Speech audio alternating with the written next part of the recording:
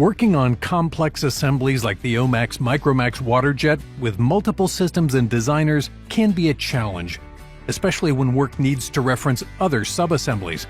Previous workflows would either have work done at the top-level assembly or by creating duplicate parts in sub-assemblies. These added significant time and could be difficult to manage. Envelopes have long been a great tool for making reference components that do not affect calculations or bills of materials.